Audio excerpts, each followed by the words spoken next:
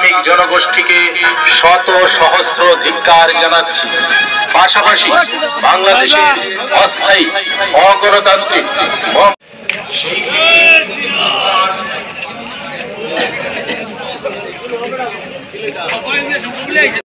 অত্যাচারী সরকারের প্ররোচনায় এবং সহায়তায় মৌলবাদী সংস্থাগুলো এই নির্মম অত্যাচার চালিয়ে যাচ্ছে। সবাইকে স্বাগত আরি ধর্মনগর চ্যানেলের পর্দায়। আমরা বর্তমানে দেখতে পাচ্ছি এখানে বাংলাদেশে যে কিছুদিন যাবৎ ঘটে যাচ্ছে, চিন্ময় কৃষ্ণ প্রভু যিনি রয়েছেন ওনাকে গ্রেফতার করা হয়েছে এবং তারই প্রতিবাদে আমরা ধর্মনগরে দেখতে পাচ্ছি ইতিমধ্যেই বিএমএস এর উদ্যোগে যে র্যালি বের হয়েছে। আমরা কথা বলবো এখানে বিএমএস এর যারা রয়েছেন তারা, আমরা ওনাদের সাথে কথা বলবো।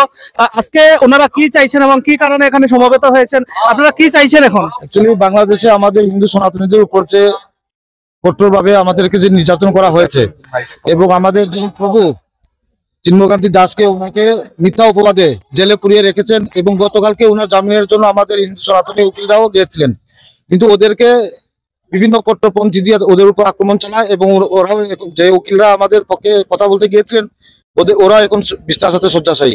তো আমরা ভারতবর্ষের সমস্ত হিন্দু সনাতনী ভাইদেরকে একটাই বার্তা দিতে চাই, হিন্দুরা এখন জাগার সময় হয়েছে। যদি আগামীকাল আমরা যদি এটা নিয়ে যদি প্রতিবাদ না জানাই তাহলে ভারতবর্ষ আমাদের কোনো স্থান থাকবে না। আমরা হিন্দুরা সনাতনীরা সবসময় আমরা দেশ থেকে বিতাড়িত হতে থাকবো। আমরা বাংলাদেশ থেকে এসেছি, বাংলাদেশ থেকে আসা এই হিন্দু সনাতনীরা কট্টরার প্রতিবাদে আমরা বাংলাদেশ ছেড়ে এসেছি। হিন্দুস্তানেও আমাদের সেম প্রবলেম হবে, তাই আপনাদের মাধ্যমে সমস্ত পৃথিবীর হিন্দু সনাতনী ধর্মীদের যারা আছেন তাদেরকে আমরা ভারতীয় মজদুর সংঘ থেকে একটা বার্তা দিতে চাই, এখনো জাগার সময় রয়েছে, আপনারা জাগুন। ভারত মাতা কি জয়, হিন্দুস্তান জিন্দাবাদ। এই র্যালি নিয়ে আপনারা এখন কোথায় যাবেন? সামনে দিয়ে হয়ে নেহেরু যুবগঞ্জের সামনে দিয়ে, তারপর ডিএনবি স্কুলের সামনে দিয়ে, পৌরসভার সামনে দিয়ে গিয়ে এগিয়ে চলে ক্লাব হয়ে আমরা বিএমএস মাঠে চলে যাব এবং সেখানেই আমাদের র্যালির সমাপ্তি হবে।